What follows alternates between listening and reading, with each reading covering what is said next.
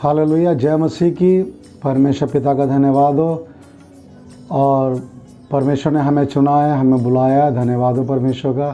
प्रभु यीशु मसीह के नाम से उसने हमें बुलाया, हम उसका धन्यवाद करते हैं।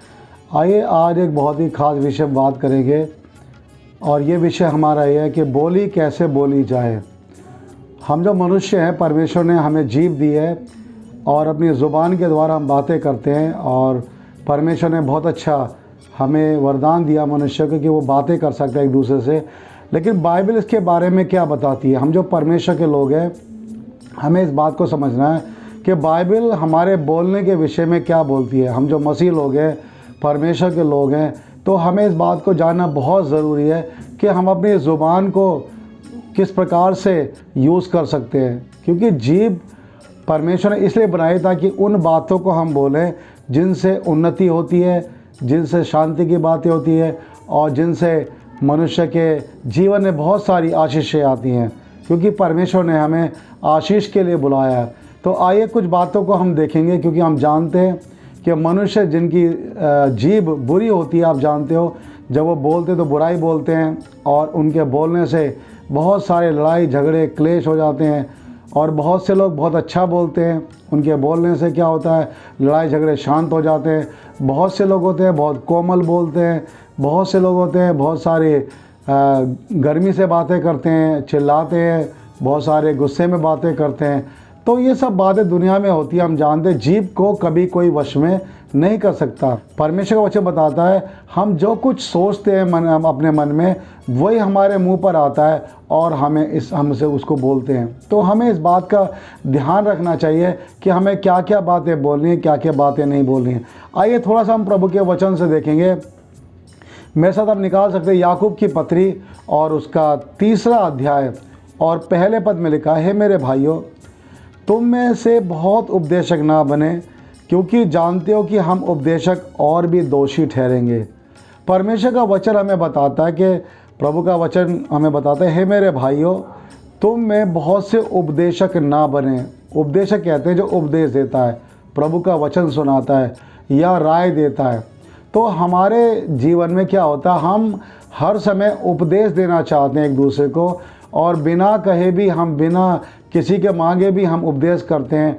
प्रभु का वचन हमें बताता है कि हम सबको उपदेशक बनने से पहले सोचना चाहिए कि हम किस प्रकार के उपदेशक हैं। क्योंकि अगर हमें अपने जीभ पर लगाम नहीं है तो हम उपदेशक नहीं बन सकते। परमेश्वर का वचन इसलिए हमको बताता है कि हम सभी उपदेशक ना बने, क्योंकि अगर हम उपदेशक बनते हैं तो हमारी बातों का लेखा एक दिन हमको देना पड़ेगा। जो बातें हम करते हैं, जो बातें हमारे मुंह से निकलती हैं, वो सभी बातें परमेश्वर के पास होती हैं, और उन बातों का मनुष्य को लेखा देना पड़ेगा। क्योंकि यहाँ पे लिखा दूसरे पद में, इसलिए कि हम सब बहुत बार चूक जाते हैं, और जो कोई वचन में नहीं चूकता वही तो सिद्ध मनुष्य है और सारी देह पर भी लगाम लगा सकता है। तो जीभ पर कंट्रोल किस लिए होता है? क्यों हम उपदेशक ना बने? क्योंकि जो चूक जाता है वो सिद्ध मनुष्य नहीं है, परंतु जो नहीं चूकता बोलने में, वही सिद्ध मनुष्य होता है। तो अपनी जीभ को हमें कंट्रोल करना सीखना चाहिए कि हम अपनी जीभ पर लगाम लगाएं। अपनी जीभ को हम कैसे यूज़ करते हैं, प्रयोग करते हैं, इस बात का हम ध्यान करें। और लेकिन अगर हम इसको कंट्रोल ना करें तो ये हमारे भव चक्र में आग भी लगा देता है। जैसे कि यहाँ पर उदाहरण दिया गया है कि जब अपने वश में करने के लिए घोड़ों के मुंह में लगाम लगाते हैं तो हम उनकी सारी देह को भी फेर सकते हैं। आपने घोड़ा देखा होगा, उसके घोड़े के मुंह में एक लगाम लगी होती है, और उस लगाम के द्वारा घोड़े को जहाँ चाहें वहाँ मोड़ सकते हैं।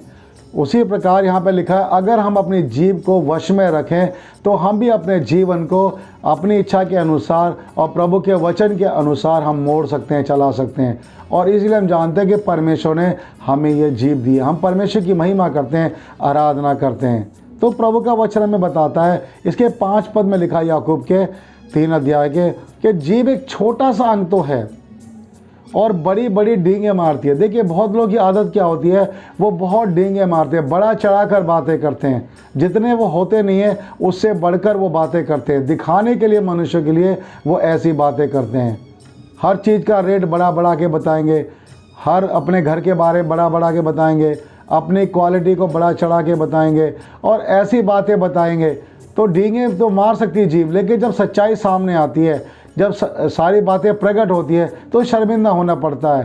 क्योंकि हम डींगे तो मार सकते हैं जीभ से, मैं ये कर सकता हूँ, मैं वो कर सकता हूँ, मैंने ये किया, मैंने वो किया, मैंने ऐसा कर दिया, मैं वैसा कर सकता हूँ, तो ये बातें हम कर सकते हैं। लेकिन जब हमारी कसौटी की बात आती है, जब सच्चाई की बात आती है और वो बातें ना हो, तो हम क्या होते हैं, हमें शर्मिंदा होना पड़ता है। इसलिए अपनी जीभ को हमें वश में रखना चाहिए। हमें जो बोलना चाहिए परमेश्वर के वचन के अनुसार हमें बोलना चाहिए। इसलिए बाइबल में लिखा हुआ है, वचन में लिखा है कि बोलने में धीरा और सुनने में तत्पर। तो जो बोलते हैं वो धीरा का मतलब बहुत ही कोमल, बहुत ही मीठा, बहुत ही मधुर हमारी वाणी होनी चाहिए। हम ज़्यादा कड़वी बातें ना बोले, हम ऐसी बात ना बोले जिससे दूसरों के जीवन में कड़वाहट आए, बहुत से लोग हमारे विरोध में आ जाएं। हमें अपनी जीभ को सही इस्तेमाल करना चाहिए, क्योंकि प्रभु का वचन हमको बताता है कि जो जीभ है ये क्या करती है, छोटा सा अंग तो है परंतु ये अधर्म का एक लोक है, अधर्म का एक लोक है। और लिखा सारी देह पर कलंक लगाती है और भव चक्र में आग लगा देती है। यही जीभ हमारे अपनों को हमसे पराया कर देती है। जिनसे हम प्रेम करते हैं, हमारी बातों के कारण लोग हमसे दूर हो जाते हैं, हमारे बोलने के कारण लोग क्या होते हैं, हमारा साथ छोड़ देते हैं। इसलिए हमें बोलते समय बहुत ध्यान रखना चाहिए कि किससे क्या बातें हम करते हैं। और सबसे बड़ी बात है कि हम प्रभु के वचन को जब बोलते हैं तो हमें परमेश्वर के वचन को ऐसा ही बोलना चाहिए जैसा वचन लिखा है। हमें बढ़ा चढ़ाकर नहीं बोलना चाहिए। तो क्या होता है, ये जो जीभ है इसके विषय में बाइबल हमको बताती है कि भव चक्र में ये आग लगाती है। और यहाँ पर लिखा हुआ है नरक कुंड की आग से जलती रहती है। जीभ एक आग है, देखिए नरक कुंड की आग से जलती रहती है। इसलिए देखिए पवित्र वचन में लिखा हुआ है, जब प्रभु यीशु मसीह ने अपने चेलों के ऊपर पवित्र आत्मा को उंडेला तो उन्हें आग की सी फटती हुई जीभ दिखाई दी। देखिए हमारी जो नरक के कुंड में जो आग से जलती है जीभ, इसको वश में करने के लिए पवित्र आत्मा के द्वारा जो आग दी जाती है उसके द्वारा इसको वश में कर सकते हैं। अपने आप से कोई मनुष्य अपनी जीभ को वश में नहीं कर सकता, परंतु परमेश्वर का आत्मा आकर हमारी जीभ को वश में करता है, हमें कंट्रोल करता है और वो हमें चलाता है। तो जब हम अपने आप को परमेश्वर के हाथों में सौंपते, प्रभु यीशु के हाथों में सौंपते, तो देखिए इससे क्या होता है कि परमेश्वर का आत्मा हमारी अगुवाई करता है। उस समय हमारे मुंह से कोई ऐसे अपशब्द नहीं निकलते, हमारे मुंह से बुरी बातें नहीं निकलती, परंतु हमारे मुंह से वही बातें निकलती हैं जो परमेश्वर चाहता है। और जितना ज़्यादा हम सच बोलें उतना अच्छा होता है, क्योंकि झूठ बोलने से भी क्या होता है, हमारे जीवन में नुकसान होता है। झूठ बोलने से भी हमारे जीवन में बहुत सारी बुराइयों से हम घिर जाते हैं। तो वचन में ऐसा लिखा हुआ, देखिए यहाँ पर आगे लिखा है कि जीभ को कोई मनुष्य में से कोई वश में नहीं कर सकता। ये जीभ एक ऐसी आग है, इस जीभ को मनुष्यों में से कोई वश में नहीं कर सकता। तो लिखा जीभ को कोई मनुष्यों में से वश में नहीं कर सकता। ये एक ऐसी बला है जो कभी रुकती नहीं, ये प्राणनाशक विष से भरी हुई। देखिए जीभ जहर से भरी हुई है ना। कुछ लोगों का क्या होता है कि जब वो बोलते हैं तो जहर उगलते हैं। कुछ लोग जब बातें करते हैं तो उनके मुंह से कड़वी बातें निकलती, कभी अच्छी बातें नहीं निकलती, कभी मीठी बातें नहीं निकलती, कभी कोमल बातें नहीं होती हैं। और देखिए हम जो परमेश्वर के लोग हैं, हमें ये बहुत ध्यान रखना चाहिए कि इस जीभ को हम कैसे इस्तेमाल करें। यहाँ पर लिखा हुआ है याकूब 3 अध्याय और 9 पद में, इसी से हम प्रभु और पिता की स्तुति करते हैं और इसी से मनुष्य को जो परमेश्वर के स्वरूप उत्पन्न हुए हैं श्राप देते हैं। देखिए धर्मी जन जो होते हैं ना, वो क्या करते हैं, वो जीभ को प्रभु के हाथों में सौंपते हैं और वो ऐसी बातें नहीं बोलते जो परमेश्वर के वचन के विरुद्ध हो। बहुत से लोग क्या होते हैं, इसी जीभ से स्तुति तो करते हैं, आराधना करते हैं, लेकिन इसी जीभ से मनुष्य को श्राप भी देते हैं जो वचन के बिल्कुल विरोध में है। परमेश्वर कभी किसी को श्राप देने के लिए हमें नहीं कहता। हमें अपने मुंह से कभी किसी को भी श्राप नहीं देना चाहिए, कभी किसी के बारे में हमें गलत नहीं बोलना चाहिए, कभी किसी की चुगली नहीं करनी चाहिए, क्योंकि जो जो बातें हम करते हैं उन सब बातों का एक दिन हमें लेखा देना पड़ेगा। और हम वही बातें बोलें जिससे उन्नति होती है, वही बातें बोलें जो परमेश्वर चाहता है। तो हम एक मुँह से दो बातें नहीं कर सकते, एक ही जीभ से हम दो तरह की बातें नहीं कर सकते। जैसे कि यहाँ पर उदाहरण के तौर पर प्रभु का वचन बताता है 12 पद में, क्या सोते के एक ही मुंह से मीठा और खारा जल दोनों निकलते हैं। हे मेरे भाइयों, क्या अंजीर के पेड़ में जैतून या दाख की लता में अंजीर लग सकते हैं? वैसे ही खारे सोते से मीठा पानी नहीं निकल सकता। देखिए, हमारी जो जीभ है इसका रस कैसा होना चाहिए? हमारे जीभ से क्या, जो हमारे जीभ से निकलता, हम जब बोलते हैं हमारे मुंह से, ये भी एक सोता है। हमारे मुंह के सोते से कौन सी बातें निकलती हैं? अगर हम खारे हैं तो खारा ही निकलेगा, और अगर हम मीठे हैं तो मीठा निकलेगा। ये डिपेंड करता है कि हमारे मन में क्या भरा है।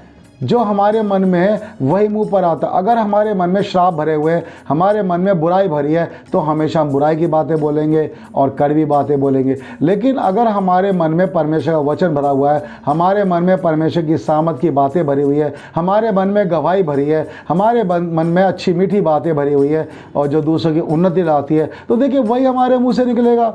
तो जो मीठा सोता है वो मीठा पानी लाता है, और जो खारा सोता है वो खारा पानी लाता है। परंतु एक ही सोते से दो तरह का पानी नहीं निकलता।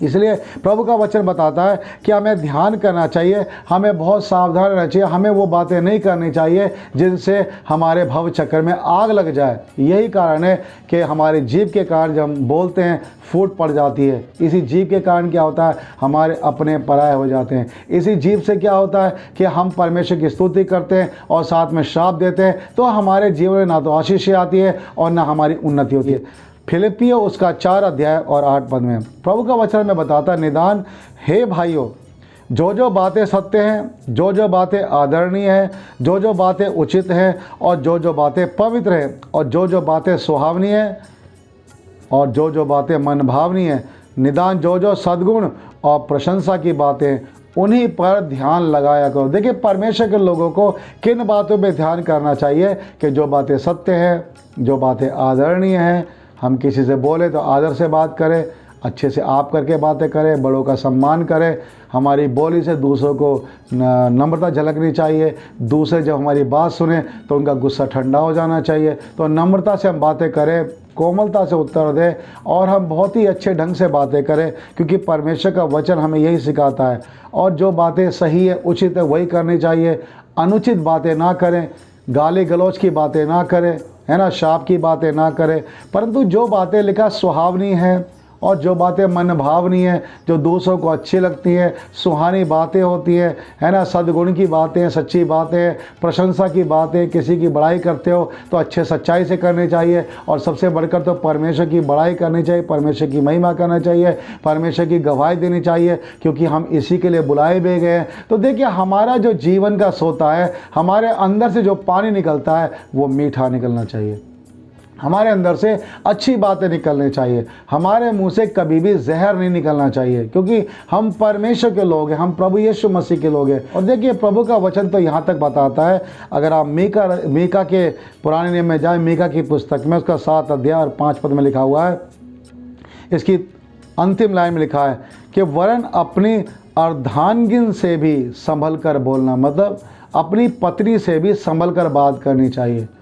कितने घर टूट जाते पति पत्नी में, क्योंकि उनकी बातें कड़वी लगती हैं, उनकी बातों में जहर होता है। एक दूसरे को वो क्या होते हैं, बातें करते रहते हैं, श्राप देते रहते हैं और कड़वी बातें बोलते रहते हैं। तो ऐसी बातों की बुनियाद पर विवाह टिकता नहीं है, और क्या होता है, घर टूट जाते हैं। जबकि झगड़े की कोई वजह नहीं होती है, परंतु जीभ एक ऐसी आग है और जो भव चक्र में आग लगाती है। तो क्या होता है, पति पत्नी के बीच में भी इसी प्रकार से एक दूसरे सम्मान नहीं करते, परंतु जीभ से ऐसी बातें बोल जाते हैं जो बातें बुरी लग जाती हैं, जो बातें कड़वी होती हैं, और क्या होता है, घर के घर टूट जाते हैं, फूट आ जाती है। तो यहाँ लिखा है अपनी पत्नी से भी संभल कर बात करनी चाहिए। सोचिए, हम बाहर वालों की बात करते हैं, बाहर तो हमें अच्छे से बोलना चाहिए, नम्रता से बोलना चाहिए, परंतु अपने घर में हमें अपनी पत्नी से भी संभल कर बात करनी चाहिए। और पत्नी को पति से आदर के साथ बात करनी चाहिए, सम्मान से बात करनी चाहिए। तब क्या होगा, हमारा घर स्थिर रहेगा, मजबूत रहेगा और फूट नहीं आएगी। तो परमेश्वर का वचन हमें यही सिखाता है कि हम क्या करें, परमेश्वर के वचन के अनुसार क्या करें, सही बातें बोलें, अच्छी बातें बोलें और परमेश्वर की महिमा कर सकें। तो हमारी बोली मीठी होनी चाहिए, हमारा बोलना अच्छा होना चाहिए, हमारे बोलने से दूसरों को आशीष मिलनी चाहिए, हमारे बोलने से दूसरों की उन्नति होनी चाहिए, हमारे बोलने से किसी के बीच में झगड़ा नहीं आना चाहिए, हमारे बोलने से कोई फूट नहीं आनी चाहिए। तो इन बातों का ध्यान करना चाहिए और इन सब बातों के लिए हमें एक बहुत अच्छा काम करना चाहिए कि अपने आप को परमेश्वर के हाथों में सौंपना चाहिए और ज़्यादा से ज़्यादा प्रभु का वचन पढ़ना चाहिए, क्योंकि जितना ज़्यादा वचन आपके हृदय में जाएगा उतनी वचन की बातें आपके मुंह से निकलेंगी। क्योंकि अगर मन में वचन ही नहीं है तो क्या निकलेगा? अगर मीठा पानी मन में नहीं है तो मुंह पे मीठा पानी कैसे आएगा? भंडार में जैसा है वही वैसा ही तो निकलेगा। तो अपने मन के भंडार में क्या करें? प्रभु के वचन को अधिकाई से बसने दें, अधिकाई से आने दें। तो जितना वचन आपके हृदय में भरता जाएगा उतना ही वचन आपके मुंह से निकलेगा और उतने ज़्यादा आप नम्र और दीन होते जाएंगे। परमेश्वर इन वचनों के द्वारा आपको बहुत बहुत आशीष दे। आइए प्रभु के वचन में हम इन बातों का ध्यान करें, हम अपने सोते से मीठा पानी निकालें और परमेश्वर की महिमा करें। परमेश्वर वचन के द्वारा आपको बहुत आशीष दे। जय यीशु की।